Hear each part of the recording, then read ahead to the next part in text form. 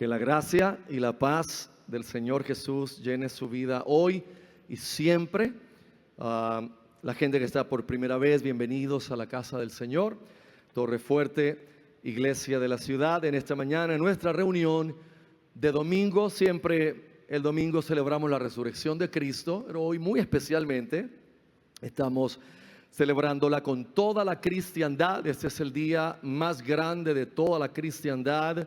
En todo el año litúrgico, en todas partes del mundo, hoy se celebra la resurrección de Cristo, aunque la realidad es que el domingo, primer día de la semana, todas las iglesias evangélicas celebramos la resurrección del Señor Jesús. Así que bienvenidos en esta mañana.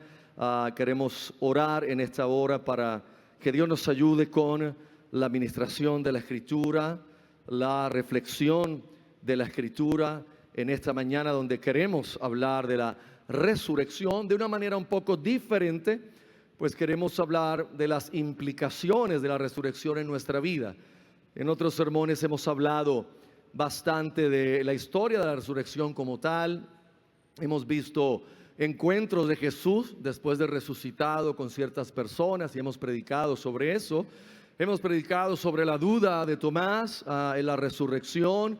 Y hemos predicado bastantes cosas, pero en esta mañana queremos ver que hemos sido muertos y resucitados con Él. Queremos ver la aplicación práctica de la resurrección de Cristo en nuestra vida como creyentes. Y si usted está aquí hoy de visita y usted no es un creyente, usted sabe en su corazón que usted no es un discípulo del Señor Jesús, que usted no ha nacido de nuevo, en esta mañana el Evangelio te va a ser presentado y te va a ser predicado, y es mi oración que la gracia de Dios pueda llegar a su corazón hoy por la voluntad divina, hacerte nacer de nuevo, darte vista, ya que no puedes ver espiritualmente si no estás en el Señor, darte oídos para oír la palabra, ya que si no estás en Cristo no tienes un oído para entender la Escritura, y que Dios te salve hoy eternamente. Así que vamos a orar en esta hora. Padre, en el nombre de Jesús, gracias por esta mañana. Gracias por el privilegio de adorarte, de exaltarte a ti, de cada domingo, el día del Señor, congregarnos, reunirnos, y que tú seas el centro de todo esto, que tú seas la razón, que tú seas el principio, que tú seas el centro, que tú seas el final, que tú permees en toda esta reunión, porque es para ti que lo hacemos, es para adorarte, para exaltarte, es para tener ese espacio donde juntos como congregación venimos a adorarte. Te adoramos en nuestra individualidad, en nuestros hogares. Oramos a ti a puerta cerrada, pero este es el momento glorioso donde la iglesia se reúne junta para adorarte, tener comunión contigo y también tener comunión los unos con los otros. Por eso esta mañana te suplicamos que nos alumbres con tu palabra, que por favor tu palabra sea esa lámpara que alumbra nuestros pies, esa lámpara que alumbra nuestro caminar, y que seamos enseñados por tu Espíritu Santo a través de la predicación del Evangelio, de la predicación de tu palabra, y que toda ignorancia y toda área de tinieblas de nuestra vida sea alumbrada hoy, no solo para tener conocimiento, sino para implementarlo en nuestra vida diaria. Por favor, transfórmanos a través de tu palabra. Renueva nuestra mente a través de tu palabra. Renueva nuestros pensamientos a través de ella. Y en tu voluntad gloriosa, que es salvar a los que tú has llamado, salva en esta mañana pecadores que vengan a ti en arrepentimiento sincero y cuyas vidas sean transformadas en Cristo. Gracias, Señor. Confiamos en ti, reposamos en ti y no en nuestras obras. En el nombre de Jesús, amén y amén. Les invito, amados, a buscar en la epístola a los Romanos, en el capítulo 6 de la epístola a los Romanos, y vamos a leer el pasaje del 4 hasta el 11. 4 hasta el 11.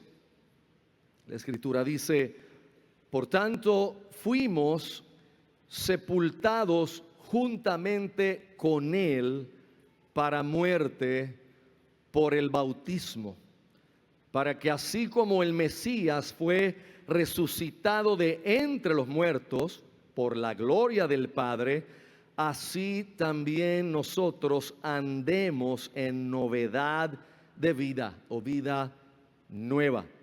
Porque si hemos llegado a ser injertados en la semejanza de su muerte, también lo seremos en la de la resurrección. Sabiendo esto, que nuestro viejo hombre fue crucificado juntamente con él, a fin de que el cuerpo del pecado fuera desactivado, para no servir más al pecado, porque el que murió ha sido libertado del pecado. Y si hemos muerto con el Mesías, creemos que también viviremos con Él, sabiendo que el Mesías, habiendo sido resucitado de entre los muertos, ya no muere. La muerte no se enseñorea más de Él, porque en cuanto a que murió, al pecado murió una vez por todas, pero en cuanto a que vive, para Dios vive.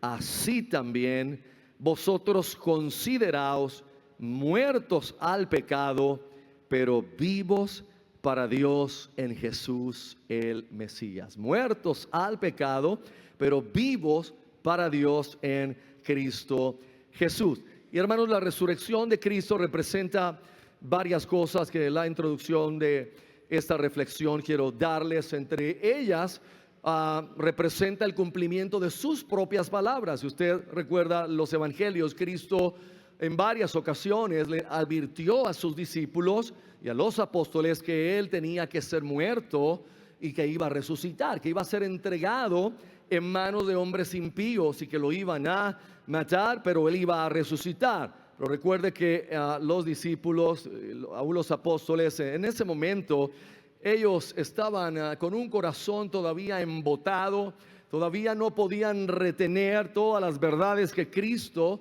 les estaba enseñando, y aunque ellos oyeron esto varias ocasiones, ellos no podían asimilarlo totalmente. De hecho, en el Evangelio según Lucas es una de esas ocasiones, en el capítulo 9 de Lucas, en el verso 22, Él les dijo, y dijo: el Hijo del Hombre tiene que padecer muchas cosas y ser rechazado por los ancianos, los principales sacerdotes y los escribas, y ser muerto y ser resucitado al tercer día.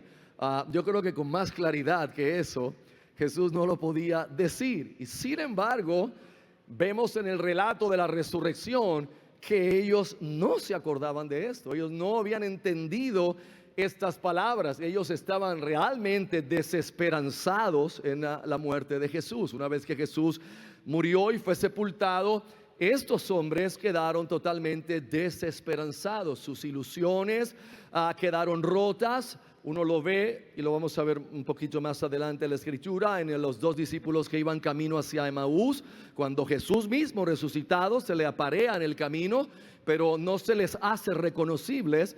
Ellos mismos le dijeron lo desesperanzado que estaban, y ellos le dijeron que ellos pensaban que Él era el Mesías, ellos pensaban que Él era el que estaban esperando. Y déjeme decirle, ya a esa hora las mujeres habían tenido su encuentro en la tumba, y ya los discípulos, los apóstoles Pedro y Juan, habían ido a la tumba y la habían visto vacía. O sea que ya estos dos tenían conocimiento de que, bueno, algo había pasado. Por lo menos el cuerpo no estaba en la tumba, pero todavía ellos no creían la resurrección. Así que la resurrección de Cristo representa el cumplimiento de la propia palabra de Dios y las propias palabras de Cristo.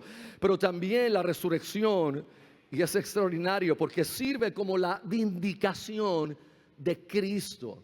Se tiene que tratar de concienciar siempre que la gente que observó la crucifixión, ellos estaban viendo allí a un hombre para ellos maldito de Dios. Tiene que entender que en la ley de Moisés estaba escrito que era maldito todo aquel que era colgado en un madero. Cualquier hombre ajusticiado de esa forma para la cultura hebrea era un maldito, y para los maestros de la ley, los sacerdotes, los escribas, los fariseos, los saduceos y todas las sectas de aquel entonces, Jesús estaba muriendo allí como un hombre bajo maldición, un hombre que estaba allí en maldición, y eso era lo que ellos veían. Por lo tanto, para ellos allí lo que había era un hombre derrotado, allí lo que había era un hombre destruido, allí lo que había era un hombre que había perdido su tiempo y había perdido su vida y estaba pasando sin ninguna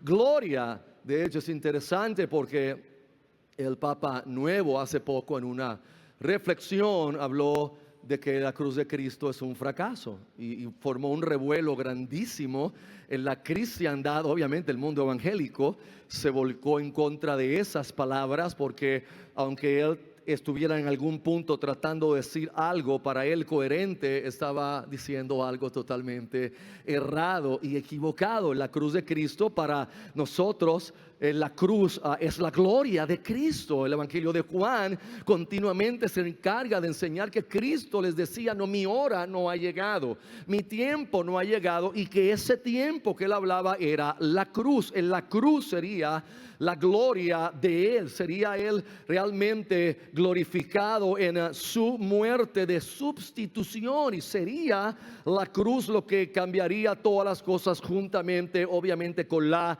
resurrección. Así que sirvió como la vindicación de Cristo. ¿Qué es vindicación? Bueno, que lo que él había dicho era la verdad. Quien él había dicho que era la realidad. Él era el Hijo de Dios que vino a dar su vida en rescate por muchos. Él era la esperanza de Israel. Él era el Mesías esperado, él era el Mesías prometido, él era quien Israel y las naciones de la tierra, sin saberlo, estaban esperando. De hecho, si me acompaña al libro de los Hechos, en el capítulo 20, podemos ver una escritura que está relacionada con esto. Hechos capítulo 20,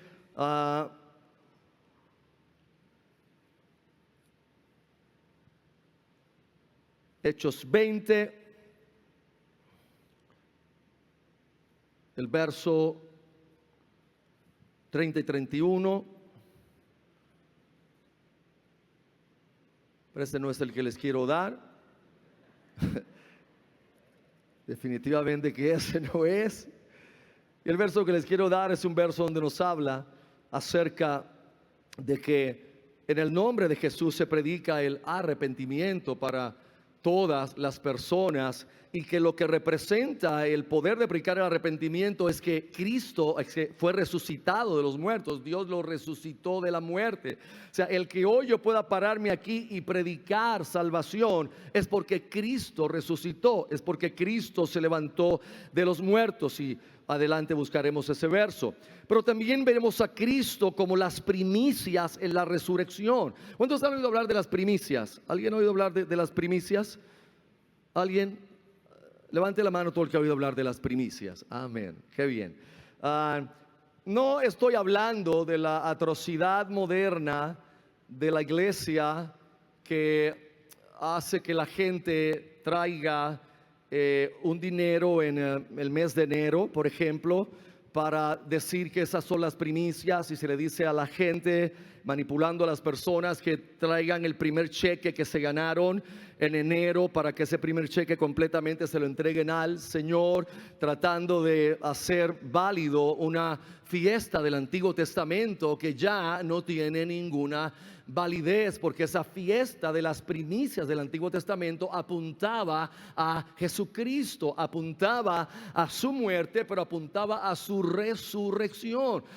Igualar las primicias simplemente a dar dinero es una aberración. De hecho, en el Antiguo Testamento lo que traían era un manojo de las gavillas. No era que traían toda la cosecha, traían un simple manojo de las gavillas. Y esa gavilla mecida representaba realmente al Señor Jesucristo. Esa la primera gavilla de una gran cosecha que vendría, y Cristo en ese sentido es la primicia de la nueva creación, es la primicia del hombre glorificado, es la primicia del nuevo hombre, porque usted debe entender que Cristo fue sepultado con un cuerpo que estaba destrozado, que fue realmente molido por nuestros pecados, dice la Escritura, pero cuando resucitó, resucitó en un cuerpo glorificado, resucitó en un cuerpo nuevo, totalmente glorificado, representando que Él es las primicias. Y Pablo le escribe a los Corintios en Primera de Corintios capítulo 15, Primera de Corintios capítulo 15,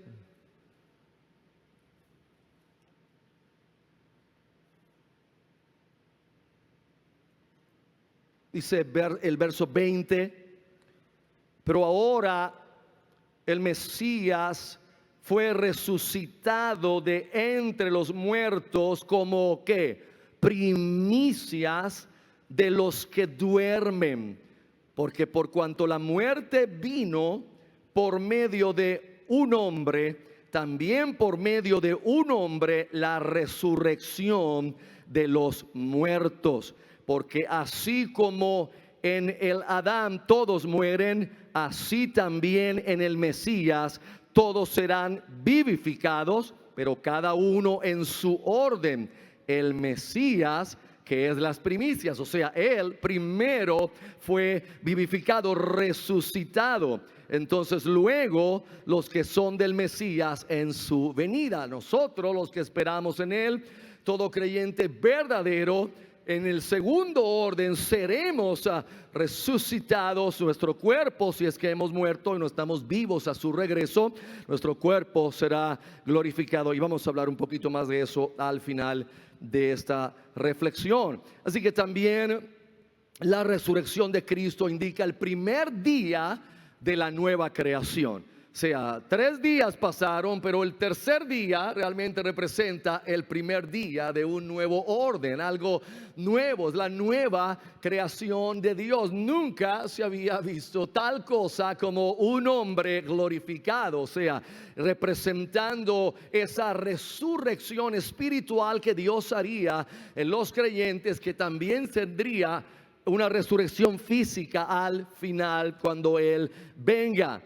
O sea, nuestra humanidad glorificada, hermanos, representa que estamos unidos a Él. Nosotros estamos unidos a Cristo, y eso es lo que da totalmente sentido a que si Él resucitó, nosotros también resucitaremos. Recuerde que estamos muertos con Él, fuimos sepultados con Él, pero también hemos sido resucitados con Cristo, con el Mesías. Y lo que queremos esta mañana es hacer un sermón un poco más práctico y no quedarnos simplemente en la teología de la resurrección, sino qué implicaciones tiene esto para nuestra vida. ¿Qué implicaciones tiene esto para mi vida cristiana? ¿Qué implicaciones tiene esto para yo enfrentar mañana lo que voy a enfrentar, las situaciones, la vida? Y eso es lo que queremos hablar como segundo punto. Y la primera implicación de la resurrección de Cristo la vimos allí en Romanos capítulo 6, cuando nos dice que andemos en novedad de vida. La resurrección de Cristo, ese cuerpo glorificado de Él, indica para nosotros en el sentido espiritual que Dios nos ha dado una nueva vida. Recuerde que estar unidos a Cristo no solamente es un término teológico, hermanos, es un término espiritualmente real. Usted y yo estamos unidos a Cristo. Todo creyente verdadero, nacido de nuevo, toda persona que haya sido resucitado espiritualmente, está unido al Mesías. Estamos unidos místicamente a Cristo, espiritualmente a Cristo, y todo lo que Él tiene, nosotros lo tenemos, y todo lo que Él hereda, nosotros también lo heredamos. Unidos al Mesías estamos. Por lo tanto, si Él murió, nosotros morimos. Si Él resucitó, entonces nosotros también resucitamos en el sentido espiritual a una nueva vida, para que andemos en novedad de vida, para que así como el Padre por la gloria de Él resucitó a Cristo, nosotros andemos en una vida nueva. Ese cuerpo glorificado de Jesús representa en nosotros los creyentes la participación de su resurrección, el poder de resurrección en nuestra vida. Recuerde que usted y yo tuvimos que ser resucitados de la muerte espiritual. Recuerde que cuando el hombre Adán y Eva cayó en transgresión, esta gente cumplió la sentencia que Dios les había dado. El día que comas de esto, ciertamente morirás. Y el hombre murió espiritualmente. Y recuerde que Adán actuó como cabeza federal de la raza humana, nos guste o no nos guste. En Adán todos estamos representados. En Adán todos estamos. Él pecó y toda la raza humana pecó. Él transgredió y toda la raza humana transgredió, y él recibió condenación y toda la raza humana recibió condenación. Él recibió maldición y toda la raza humana recibió esa maldición. Estábamos muertos espiritualmente, totalmente muertos, significando esos separados de Dios. O sea, toda persona que nace aquí a la tierra, me gusta cómo lo pone el doctor R.C. Sproul. Él dice que todo ser humano que llega a la tierra por el nacimiento llega a death on arrival. O sea, llega muerto en arribo. O sea, llegó aquí, pero llegó muerto espiritualmente, aunque vivo biológicamente, pero está muerto espiritualmente, con una mente carnal, una mente que no se inclina hacia Dios, ni se inclina hacia las cosas de Dios, una mente contraria a Dios, una mente y unos pensamientos que se rebelan contra la idea del gobierno divino, se rebelan contra la idea de que hay un gobierno de Dios, se rebelan contra la idea de que Dios puso unos límites y que transgreder los límites de Dios es una buena definición de lo que es pecado, es transgresión, es rebelión, es ir en contra de lo que Dios estableció. Y es obvio que cuando a gente que no conoce al Señor se le hablan de las bondades de Dios y se le hablan de las cosas hermosas de Dios, ellos no tienen problema en escuchar. Pero si usted quiere ver una mente que se revela, comience a hablarle de los mandamientos de Dios, comience a hablarle de los límites que Dios ha puesto, comience a hablarle de lo que es transgresión, y usted va a encontrar una mente que se revela contra Dios. Y si usted me acompaña en Efesios capítulo 2, es un verso que hemos leído bastante y tendremos que seguirlo leyendo. Efesios 2, del 1 en adelante, dice: en cuanto a vosotros, estabais muertos en vuestros delitos y pecados, en los cuales anduvisteis en otro tiempo, según el curso de este mundo, conforme al príncipe de la potestad del aire, del espíritu que ahora actúa en los hijos de desobediencia. Entre ellos también vivimos todos nosotros en otro tiempo, en los deseos de nuestra carne, haciendo la voluntad de la carne y de los pensamientos, y éramos por naturaleza hijos de ira, lo mismo que los demás. El verso 4 es el verso que lo cambia todo. Pero Dios, que es rico en misericordia, por su gran amor con que nos amó, aun estando nosotros muertos en pecados, aun estando nosotros muertos en pecados, es bien importante, aun estando nosotros muertos en pecados, nos dio vida juntamente con el Mesías. Por gracia habéis sido salvados, y juntamente con Jesús el Mesías nos resucitó y nos hizo sentar en los cielos. Y eso la única manera que usted puede interpretar eso es nuestra unión con Cristo. Nosotros hemos muerto con Cristo en el sentido de que al Él morir en la cruz es como si nosotros hubiésemos muerto en la cruz, fue sepultado como si nosotros hubiésemos sido sepultados, y por eso es el bautismo. Por eso bautizamos a los creyentes, porque es símbolo de ese sepulcro, y sacarlo del agua, símbolo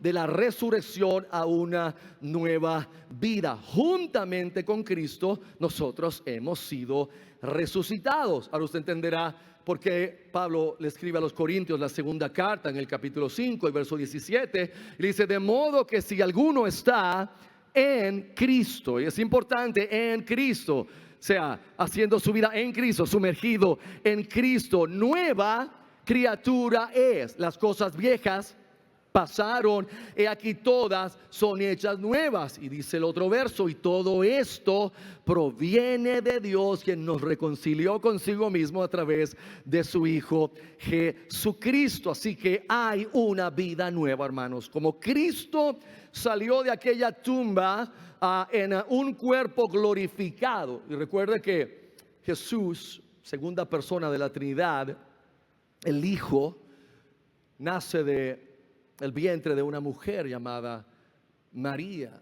Entonces Jesús abre la matriz de María para venir a esta tierra, y Dios tomando cuerpo, Emmanuel, Dios con nosotros, y viene para salvarnos. Pero ahora sale no del vientre de María, sino ahora sale como si saliera de las entrañas de la tierra. Ahora sale de la tumba, sale de entre los muertos con un cuerpo glorificado, un cuerpo en la gloria de la resurrección, tipificando también para nosotros que usted y yo tenemos novedad de vida.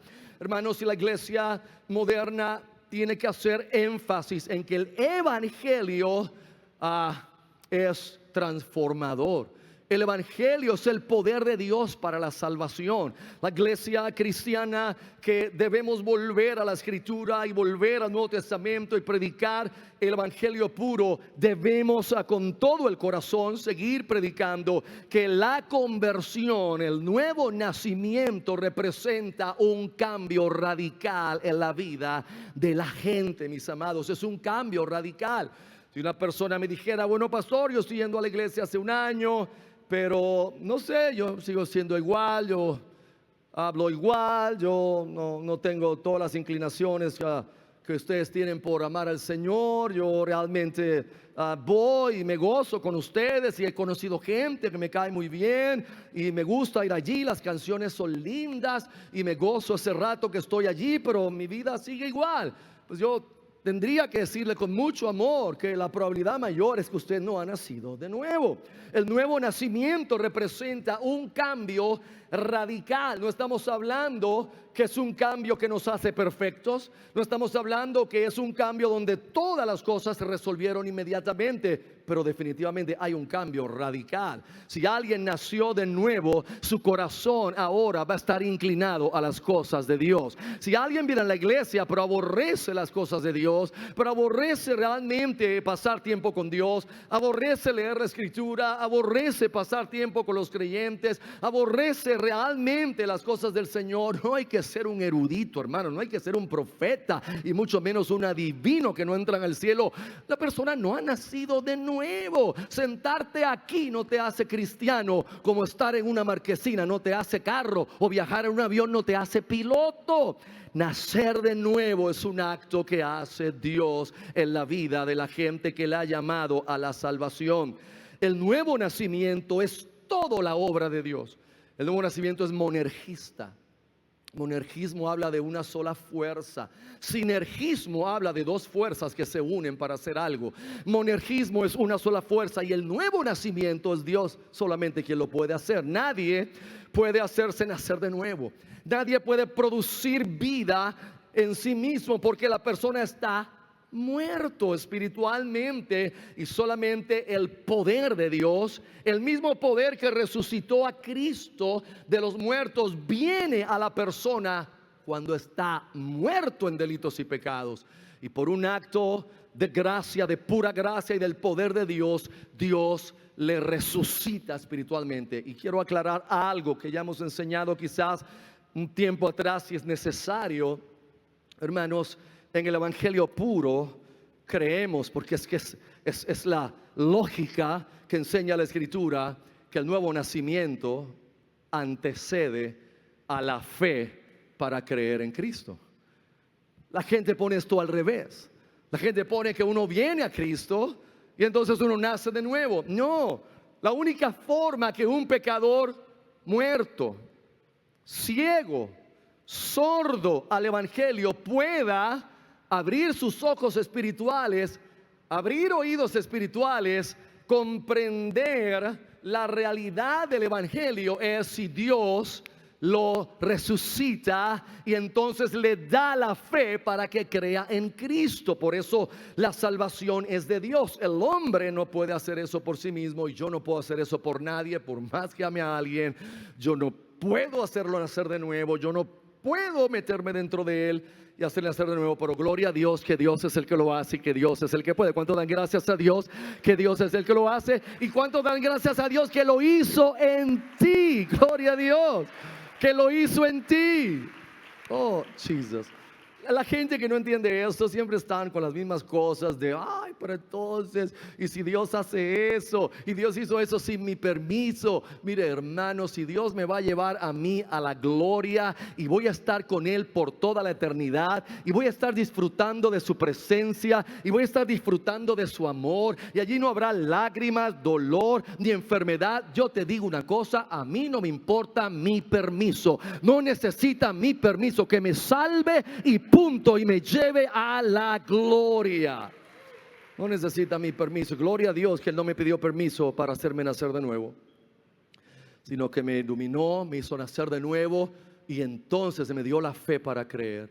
Y solo entonces es que mi voluntad se inclinó para creer en Cristo. Una vez que Él me hizo nacer de nuevo, me dio la fe para creer y oí el evangelio, entonces mi voluntad me inclinó a Cristo. De otra manera, mi voluntad nunca me hubiera inclinado al Señor. Una voluntad cautiva del pecado, una voluntad cautiva de las tinieblas, nunca me va a inclinar a mí hacia el Señor. Así que el hombre tiene que nacer de nuevo. El nuevo nacimiento precede a la fe salvífica, porque el hombre nace totalmente muerto y con una mente carnal. Usted recuerda la conversación de Jesús con Nicodemo. Juan capítulo 3, Jesús le mostró a Nicodemo, tienes que nacer de nuevo. Y Nicodemo, siendo maestro de Israel, no entendía. ¿Cómo que tengo que nacer de nuevo? Siendo viejo me tengo que meter en el vientre de mi madre otra vez. Y Jesús le dijo, no, Nicodemo, lo que nace de la carne, carne es. Pero lo que nace del Espíritu, Espíritu es. Por eso te he dicho, tienes que nacer de nuevo. Entonces, adelante en el capítulo 6 de Juan, Jesús dice, el Espíritu es el que da vida.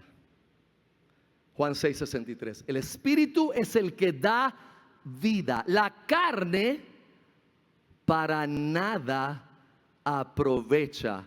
Las palabras que yo os he hablado son espíritu y son vida. Hermanos, póngale un sentido, solamente un poquito de sentido. El espíritu es el que da vida. La carne para nada aprovecha. O sea, la carne no puede hacerse nacer de nuevo. La carne no puede salvarse ella misma. La carne no está inclinada a salvarse. A la carne no le interesa la salvación. A la carne le interesa que su placer, sus lujurias, que se llenen todos sus apetitos, que se llenen todo su deseo. El Espíritu solo da vida. Usted puede decir esta mañana, yo he nacido de nuevo. Pues sepa que quien te dio vida fue el Espíritu de Dios, por pura gracia de Dios, cuando te hizo nacer de nuevo. Hay novedad de vida, hermanos, porque hemos sido muertos, sepultados y resucitados con Cristo. Volvamos a Romanos, que es el texto de partida. Esto no es un sermón exposicional de verso por verso, sino más bien un sermón temático o una reflexión. Pero quiero que volvamos ahí a Romanos 6, porque hemos sido muertos, sepultados y resucitados con Cristo. El verso 5 en adelante dice, Porque si hemos llegado a ser injertados en la semejanza de su muerte, también lo seremos en la de la resurrección. Sabiendo esto, que nuestro viejo hombre fue crucificado juntamente con él. Oh, hermanos, eso es glorioso. Nuestro viejo hombre fue crucificado juntamente con él. Quien tú eras, aquel que estaba muerto, aquel que solo tenía pensamientos contrarios a Dios, ese que eras tú, ese ser fue crucificado juntamente con Cristo, murió para siempre. Por eso es que hay novedad de vida, porque quien yo era antes murió. Entonces ahora Cristo resucitó mi vida, resucitó mi ser, me dio nueva vida con Él, porque mi viejo hombre fue crucificado juntamente con Él. ¿Para qué? A fin de que, eso significa ¿para qué? Para que el cuerpo del pecado fuera desactivado, para no servir más al pecado. Pastor, pero no sé, me confundo. Usted nos dice continuamente que nosotros pecamos. Sí, y te lo sigo diciendo. Tú pecas, él peca, ella peca, todos pecamos. Conjuguemos el verbo, todos pecamos. Pero hay una diferencia. La nueva criatura no sirve al pecado. La nueva criatura no es esclavo del pecado.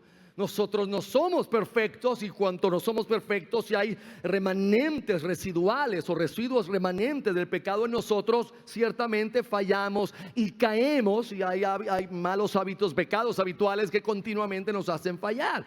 Y cualquiera de los que está aquí hoy, que se considere nacido de nuevo, esto no es algo que haya que hacer un estudio ahora científico y probarlo. Todos los que estamos aquí, que se consideran nacidos de nuevo, saben que hay pecados habituales en ustedes. Ay, que se repiten y se repiten y se repiten. Ahora, ¿eso significa que yo sirvo al pecado? No, yo no sirvo al pecado. Yo sirvo al Señor que me salvó. Yo sirvo al amo de mi vida, que ahora es Cristo Jesús. Antes era esclavo del pecado, estaba muerto y era esclavo del pecado. El pecado era mi amo, el pecado era mi dueño, y todos mis pensamientos eran de Él y para Él y por Él. Hoy no es así. Hoy yo puedo fallar, pero mis pensamientos son para el Señor, mi vida es para el Señor, mi corazón es para el Señor, mi tiempo es para el Señor, mis finanzas son para el Señor, mi vida es de Él. No sirvo al pecado, sino sirvo al que me libertó del pecado. ¿Cuántos pueden dar gloria a Dios por eso? No se confunda. El hecho de que usted falle no significa que no hay un cambio en tu vida. El hecho de que usted continúa cometiendo pecados por causa del remanente que queda en nosotros, no significa que usted no ha tenido una transformación. Su corazón se inclina a Dios, su corazón se inclina a amar a Dios. Si su corazón se inclina a amarlo y a usted le duele el pecado, y a usted le duele en su corazón cuando falla y cuando transgredes y cuando quedas corto del estándar de Dios, que es todos los días que quedó corto, entonces significa que hay un corazón ahí nuevo, hay nueva vida en ti, hay nueva vida. No permita que la condenación arrope su vida, no permita que la culpa neurótica arrope tu vida, porque si estás en Cristo y eres nueva criatura, hermanos, tú no sirves al pecado, no eres esclavo del pecado. Ahora, si usted está aquí hoy y usted en esta meditación dice, bueno, pero la verdad es que yo soy esclavo del pecado, pues hoy el Señor te llama a que seas libre en Cristo Jesús. Hoy el Señor te llama a través del Evangelio. Él te llama y Él te da la gracia para que puedas creer en Él. Tercero, no solamente hay novedad de vida para avanzar aquí, sino hay novedad de entendimiento, hermanos. Y eso es glorioso. Eso es glorioso. Se nos dio una nueva vida, pero en esa nueva vida se nos ha dado un nuevo entendimiento. A usted y a mí se nos han abierto los ojos a la verdad divina. A usted y a mí se nos han abierto los ojos a la Escritura. A usted y a mí se nos han abierto los ojos a la verdad absoluta de Dios. Ya no somos cautivos de las mentiras del sistema. Ya no somos esclavos de las conductas y de los mitos y de los paradigmas del sistema del mundo, sino que al que ha nacido de nuevo, al que ha sido resucitado con Cristo, le han abierto el entendimiento, hermanos. Y eso es glorioso, glorioso, glorioso. Yo a veces escucho hermanos que, ay, pastor, yo no entiendo la Biblia. Hermano, si usted nació de nuevo, por favor, ore a Dios cuando vaya a leer la Biblia, porque a ti se te ha dado un entendimiento nuevo. A ti se te ha dado una capacidad ahora por el Espíritu Santo que nos fue dado de poder comprender lo que Dios dijo en su palabra. Dios no dijo estas cosas solo para eruditos. Dios no dijo estas cosas solo para gente que pueden tener la oportunidad de estudiar y estudiar y estudiar en los seminarios. Y gloria a Dios, hay que estudiar todo lo que se pueda. Pero Dios dio esto para el creyente común. Dios dio esto para el creyente humilde. Dios dio esto para la persona que no ha tenido esa oportunidad de abrir la Biblia y pedirle a Dios: ilumíname el evangelio y el entendimiento, abrirse al evangelio y comprender entonces lo que uno no comprendía. Esta iglesia sabe lo que yo estoy hablando. Esta iglesia sabe que Dios nos metió en un proceso de iluminación hace unos años atrás. Es un proceso de iluminar el evangelio. Es glorioso pensar, oh, yo a veces estoy en casa cuando estoy estudiando y cuando me estoy preparando, cuando estoy meditando en el Señor, y a veces yo mismo trato de pensar atrás donde estábamos y donde estamos hoy, y yo digo: Dios, solo tú puedes hacer algo así. Solo tú puedes meterte en una iglesia, virarla patas arriba, sacarla del error, sacarla de un falso evangelio, traerla a la pureza de la palabra, traerla a la pureza de la verdad, y que todavía estemos aquí adorando a Dios después de todo eso, hermanos. Eso es grande. Eso es grande, créame. Eso es glorioso. Eso es glorioso. ¿Se recuerdan los que iban camino a Emaús? ¿Alguien, por favor, alguien ha leído esa historia en Lucas 24? Lucas 24, los dos discípulos camino a Emaús ahí, desesperanzados, hablando entre ellos, y Jesús se les aparea en el camino. Jesús se les aparea ahí. Hoy, ¿qué hablan? ¿Qué dicen? No, de lo que pasó aquí. ¿Qué pasó? Y ellos: tú eres el único forastero aquí que no sabe lo que pasó en Jerusalén.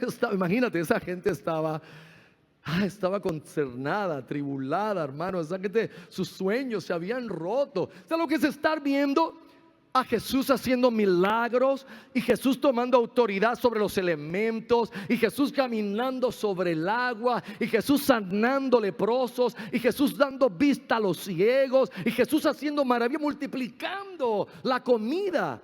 Esta gente ya estarían pensando: ya lo que falta es que él llame todo su ejército y ya haga el reino aquí, coja estos romanos y los saque de aquí, y volvamos a la gloria del reinado de Israel. Eso es lo que ellos estaban esperando. Pero ellos estaban esperando que lo iban a arrestar, que lo iban a martirizar, que lo iban a matar en la cruz y que lo iban a enterrar y que se acabó. Ellos no estaban esperando. Imagínate cómo estaba esa gente. 3 años caminando, y ahora todo esto roto. Y quiero ir allá a Lucas, porque hay de toda esa historia, no tengo el tiempo para leerla toda, pero en Lucas 24,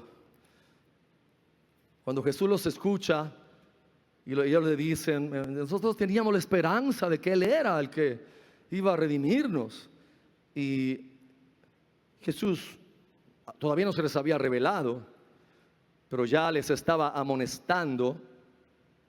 Y en el verso 25 Él les dice, bueno, esto con mucho amor les estaba diciendo esto a ellos: oh insensatos y tardos de corazón para creer en todo lo que hablaron los profetas. Fíjate que ellos lo que estaban era atribulados porque no sabían de la resurrección. Ellos ellos creían que, bueno, pues no era. Significa que nos está diciendo que lo que hablaron los profetas, realmente tenía que ver con Cristo. Lo que hablaron los profetas tenía que ver con el Redentor, con el Salvador. El verso 26, Jesús les dice: ¿acaso no era necesario que el Mesías padeciera estas cosas y entrara en su gloria? Wow. Y comenzando, mira el verso 27, hermanos. Y comenzando desde Moisés, o sea, desde el Pentateuco, y siguiendo por todos los profetas.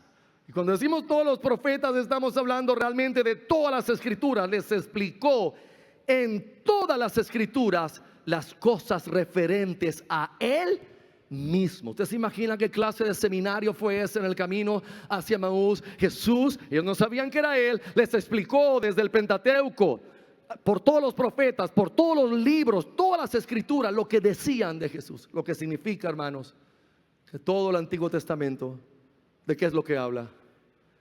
¿De qué habla el Antiguo Testamento? De Cristo. De Cristo, hermanos.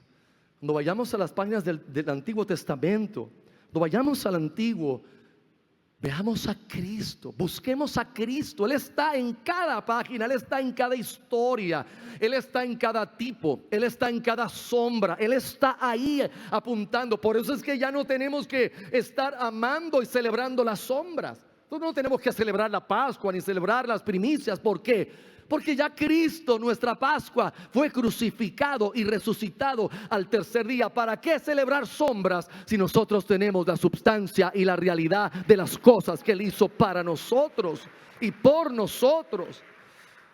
Mira el verso 32. Una vez que Cristo se les reveló, cuando estaban comiendo y Él partió el pan, y ellos le reconocieron, pero Él se hizo invisible, se desapareció. Y se miraron el uno al otro y se dijeron: ¿no ardía nuestro corazón cuando nos hablaba en el camino? Mire bien esa última frase: cuando nos abría las escrituras. Hermanos, si usted ha nacido de nuevo, si usted ha sido resucitado, para ti las escrituras han sido abiertas. Cuando estábamos muertos en nuestros delitos y pecados, la Biblia era un libro cerrado para nosotros. La Biblia era un libro que no tenía sentido, que no tenía coherencia. Una vez que Él nos resucita, la escritura ha sido abierta para nosotros. Y quiero llevarle a otra escritura. Primera de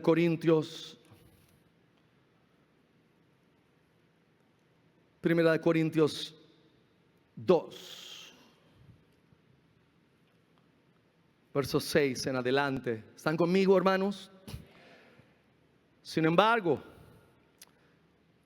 hablamos sabiduría entre los que han alcanzado madurez, pero una sabiduría no de este universo, ni de los gobernantes de este mundo forzados a desaparecer, sino que hablamos sabiduría de Dios en misterio, o sea, tomando lo oculto y revelándolo, la cual ha sido escondida, la cual Dios predestinó antes de los siglos para nuestra gloria, la cual ninguno de los gobernantes de este mundo conoció, porque si la hubieran conocido, nunca habrían crucificado al Señor de gloria.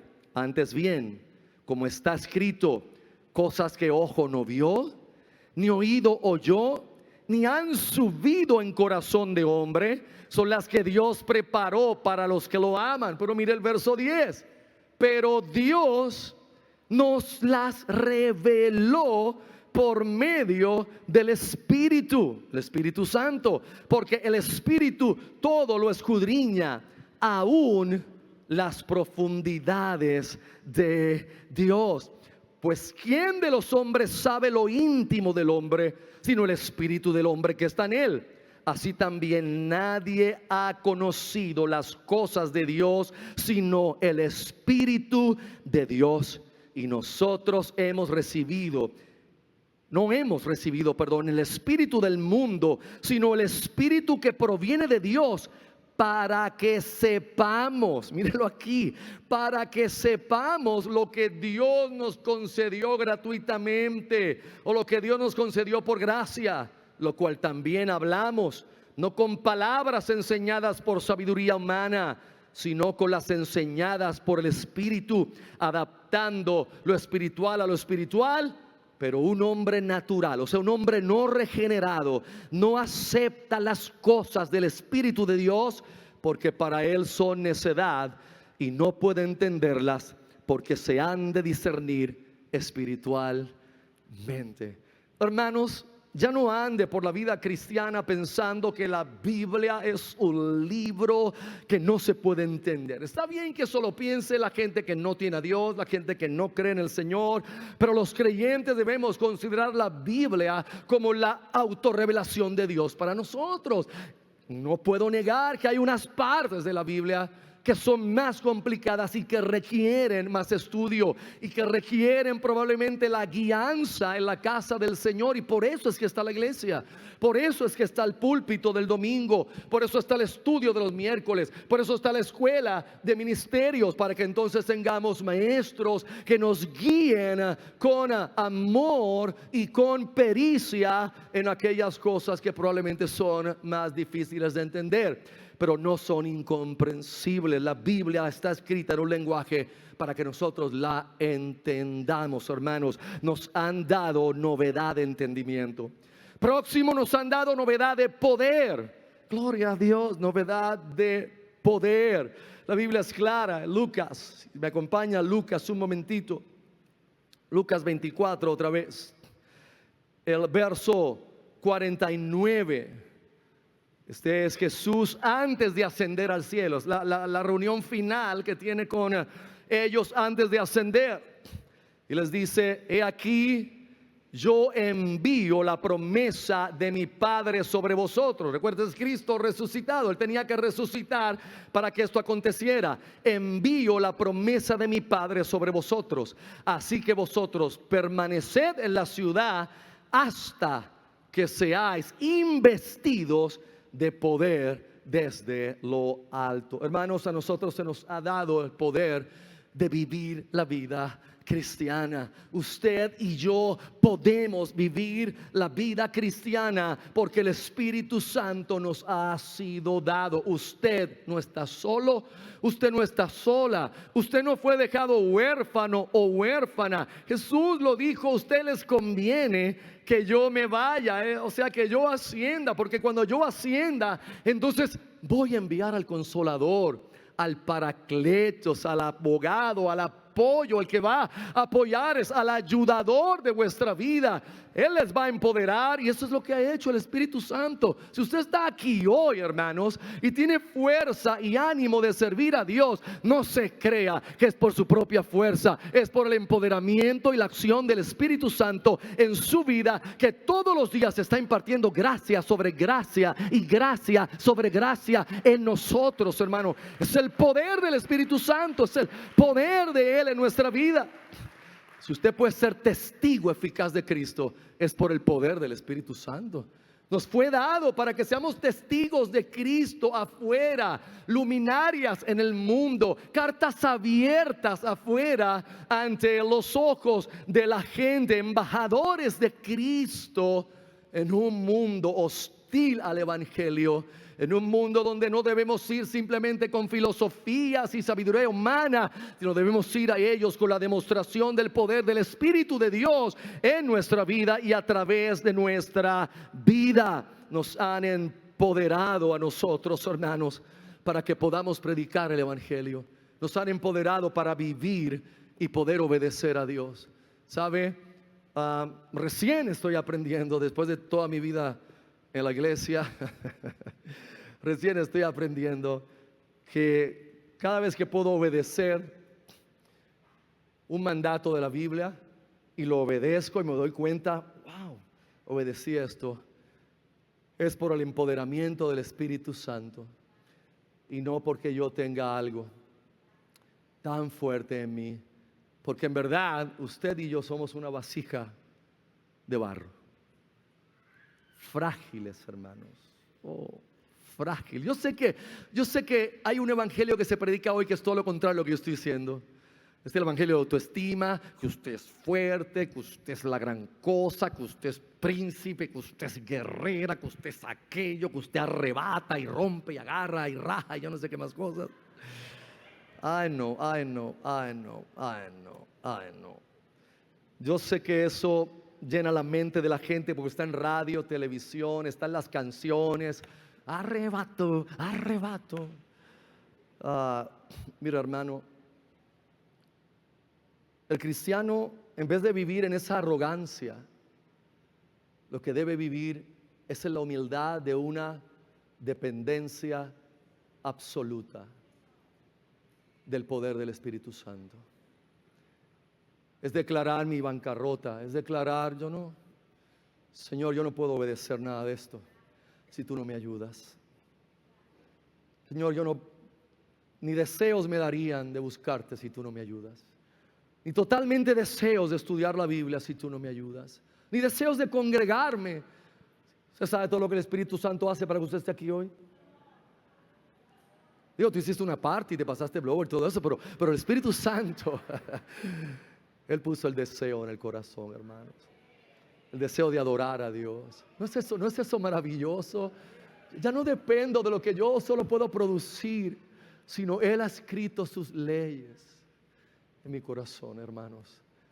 Él ha escrito sus leyes y ahora cuando está la tentación de mentir, pero termino diciendo la verdad aunque me traiga consecuencias negativas, o yo creo que negativas, es el poder del Espíritu Santo. No es que yo soy tan moral, no, es el poder del Espíritu Santo en mi vida. Oh, queridos, para ir terminando esto, porque si no me quedo aquí, hay también otra implicación hermosa. Es que ahora, en la nueva creación que somos, por la resurrección, hay una novedad de adoración. Hay una novedad de adoración y quiero que lo veamos ahí mismo en Lucas capítulo 24, en la ascensión. Si usted mira los versos 50 hasta el 53, es el final del evangelio de Lucas. Dice, Lucas empieza en el templo y termina en el templo. Este es evangelio, empieza en el templo y termina en el templo. Dice, y los condujo fuera hasta cerca de Betania, y alzando sus manos los bendijo. Y sucedió que mientras los bendecía, se separó de ellos y fue llevado arriba al cielo. Así de simple fue la ascensión. Se separó de ellos mientras los bendecía y fue llevado al cielo. Ahora mira el verso 52 y 53. Y ellos, ya él había ascendido, y ellos, habiéndolo adorado, regresaron a Jerusalén con gran gozo y estaban siempre en el templo bendiciendo a Dios. Y esto cambia todas las cosas. Ellos estaban ahora en el templo, pero ya no era el templo lo que representaba la adoración. Ahora lo que representaba el objeto de adoración y el centro de adoración es Cristo, el Rey de Gloria. Hay una novedad de adoración, hermanos, donde nuestra vida se vuelca hacia el que murió, hacia el que fue sepultado y que fue resucitado. Por eso usted va a ver que las líricas de las canciones que cantamos en este momento están llenas de la persona de Cristo, de su obra, de lo que Él hizo, de la libertad del pecado que nos ha dado, del amor que nos ha tenido, la adoración de un creyente, tanto en el devocional. El devocional no es nuestra vida de adoración, esto es un segmento de la reunión de los santos. Nuestra adoración es todo lo que hacemos. Nuestra adoración es desde que te levantas, abres los ojos en la mañana, vas al trabajo. Vivimos en la faz de Dios, corandeo. Estamos en la faz de Dios. Usted va al trabajo para glorificar a Dios también. Usted va al trabajo para glorificar a Cristo. ¿Cómo glorifico a Cristo en el trabajo? Haciendo mi trabajo bien, siendo responsable, siendo diligente, no robándome las cosas del trabajo, no llevándome los bolígrafos y las remas de papeles que no son mías. No que nadie haga eso aquí, sino para los que nos están viendo por internet allá, por si acaso no de usted aquí. No, esa gente son santos aquí en Torrefuerte. Trabajando con esmero en lo que es de otro, cuidando lo que es de otro. Adoras a Cristo de esa manera. La gente lo va a ver. Unos van a adorar a Dios, otros van a decir que tú eres un lambón y que estás haciendo todo esto para ganar puntos. Nosotros adoramos a Cristo en todo lo que hacemos, hermanos. Adoramos a Cristo como buenos ciudadanos, botando la basura donde hay que botarla. Si vas a la playa, recogiendo tu área, guiando como gente civilizada afuera, esperando mi turno, no yéndome por los paseos, ni pasando por acá, ni comiéndome el semáforo a la izquierda, sino esperando, llevando el carrito del supermercado a donde le corresponde, ahí, no dejándoselo detrás al que va a salir. Yo adoro a Cristo por eso, claro que sí. Yo siento que cuando estoy llevando el carro, yo estoy adorando a Cristo. Estoy adorando al Señor, aleluya. Te adoro. Gente me ve, mira ese zángano, qué zángano, en vez de dejarlo ahí. Claro, como me hiciste a mí, que me lo dejaste aquí detrás de mi carro. Eso no me provocó adoración cuando encontré ese carro ahí. Oh, hermanos. Y número 6 y último, y glorioso, la resurrección de Cristo implica ciertamente que hay una redención final de nuestro cuerpo. Hermanos, hoy nuestro cuerpo puede estar lleno de debilidades, situaciones, hay enfermedad, hay situaciones que plagan la vida. Es parte. Yo sé que en algunos evangelios falsos también se pretende que uno viva perfectamente, que hay salud perfecta y todas esas cosas que no son verdad y que son mentiras y que nadie en verdad vive en ellas, pero lo dicen mintiendo. Nadie vive con salud perfecta, nadie vive con la vida perfecta. Para nadie todos los días es un viernes. Solo para Joel, para él solamente es un viernes, para más nadie. Pero yo quiero decirle que la esperanza nuestra en Cristo, y cuando digo esperanza, por favor, si para usted la palabra esperanza es como que una cosa que a lo mejor pasa, no, en la Biblia la palabra esperanza es ciertísima. La esperanza ciertísima, o sea, no hay manera que en el creyente verdadero esto no va a pasar. Es que nos van a dar un nuevo cuerpo, hermanos. Hay un nuevo cuerpo prometido para cada uno de los que aquí estamos. Así como Jesús resucitó con un nuevo cuerpo, Él nos ha prometido un cuerpo glorificado. Y quiero cerrar con 2 escrituras, si me lo permiten. Estamos en buen tiempo. Romanos capítulo 8. Oh, hermanos, qué glorioso. Antes leí algo que publicó, bueno, no voy a decir quién es, porque esto está saliendo ahora por mucha gente que está viendo esto. Pero alguien publicó en un posteo de alguna página, decía que la iglesia moderna ocupa su tiempo hablando del cielo y está perdiendo el tiempo de arrebatar el reino aquí y ahora. Obviamente al final las palabras eran de Miles Monroe, estaban citando a Miles Monroe, y Miles Monroe es un hombre con una doctrina falsa, un falso evangelio que pretende enseñar que el reino es aquí y ahora. Y hermanos, Jesús inauguró el reino definitivamente y nosotros estamos en el reino de Dios, pero el reino de Dios tiene una manifestación final, completa y absoluta, que todavía no estamos, y esa es la tensión en que vive el creyente. Cuando digo tensión me refiero en ese estrecho en que estamos, en que estoy en el ahora, donde es como que tengo todo, pero a la vez no. Es como que lo tengo, pero en el sentido final no lo tengo. O sea, somos redimidos. Bueno, pero mi cuerpo no está totalmente redimido.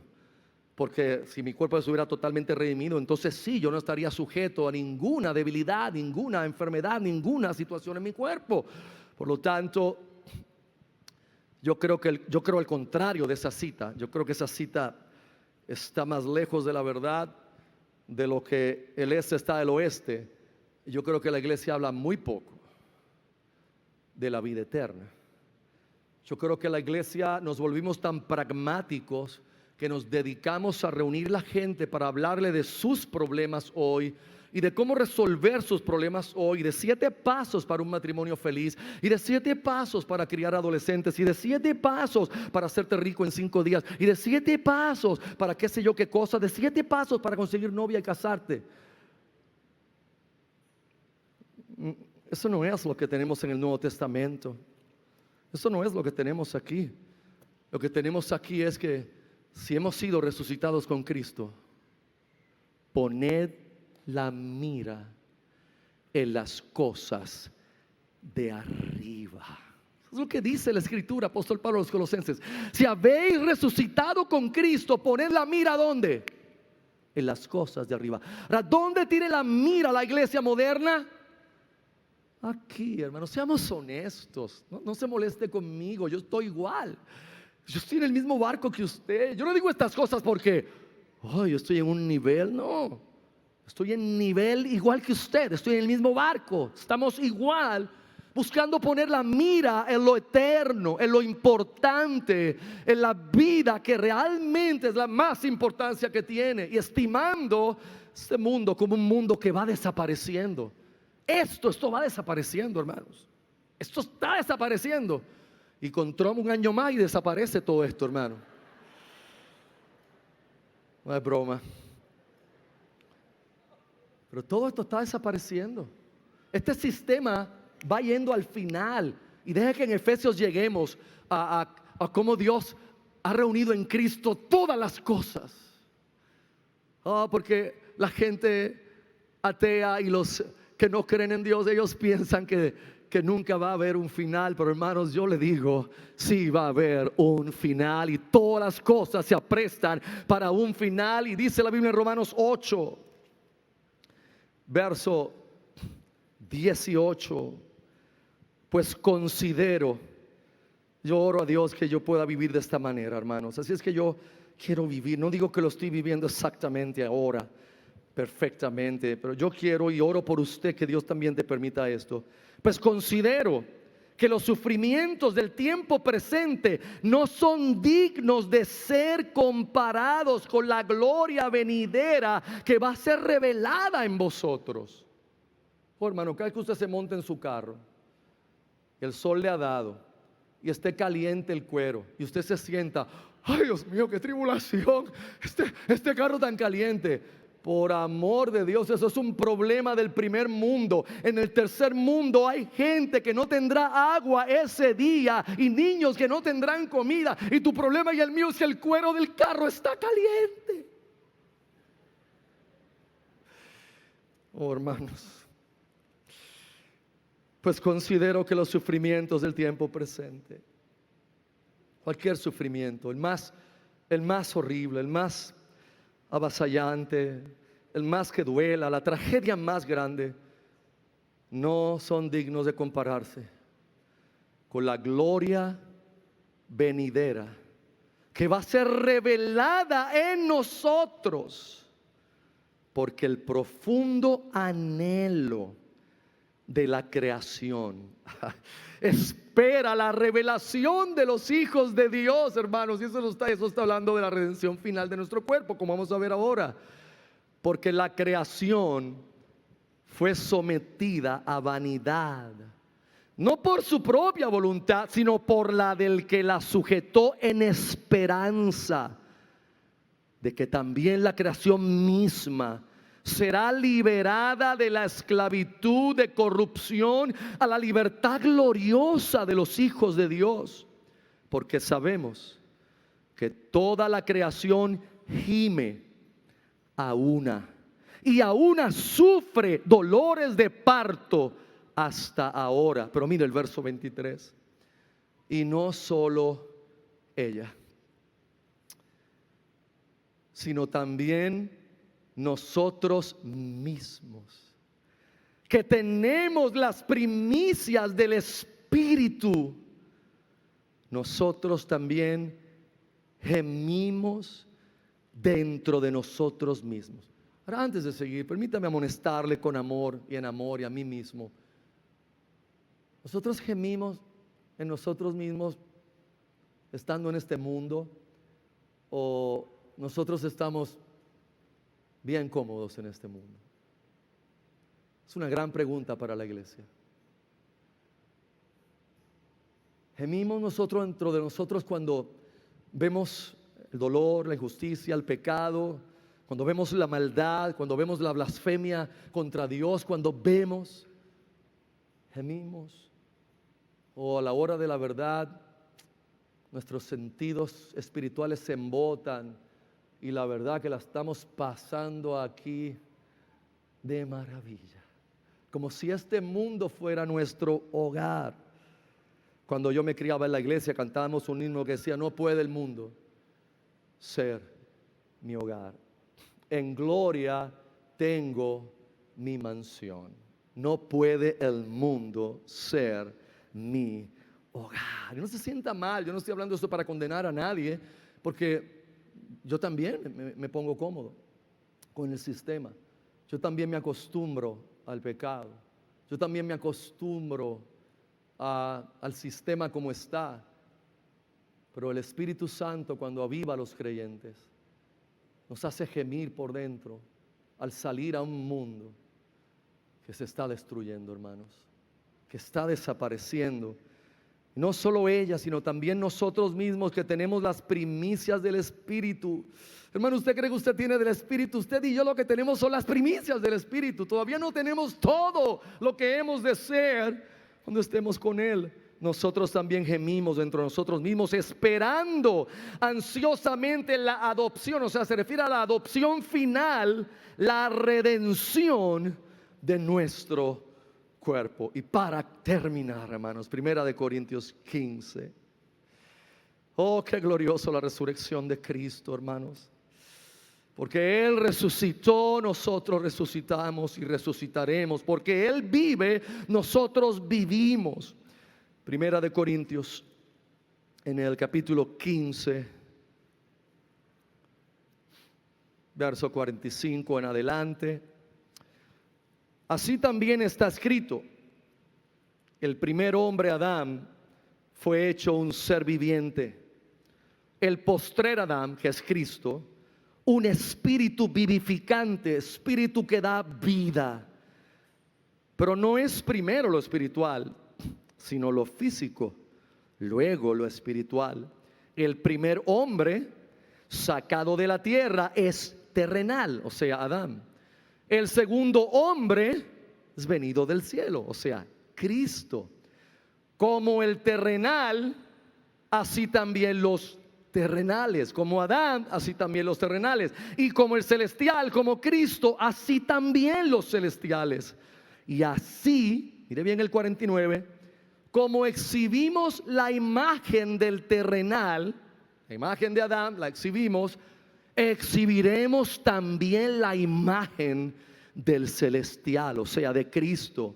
Pero esto digo, hermanos, la carne y la sangre no pueden heredar el reino de Dios, ni la corrupción hereda la incorrupción. He aquí os digo un misterio o un secreto: no todos dormiremos o moriremos, pero todos seremos transformados en un instante, en un abrir y cerrar de ojos, a la final trompeta, porque sonará la trompeta y los muertos serán resucitados incorruptibles. Y nosotros, o sea, los que hayamos quedado, se refiere al apóstol, seremos transformados. ¿Por qué? Porque es necesario que esto corruptible sea vestido de incorrupción y esto mortal sea vestido de inmortalidad. Y cuando esto corruptible se vista de incorrupción y esto mortal se vista de inmortalidad, entonces se cumplirá la palabra que ha sido escrita: sorbida es la muerte en victoria. ¿Dónde está, oh muerte, tu victoria? ¿Dónde, oh muerte, tu aguijón?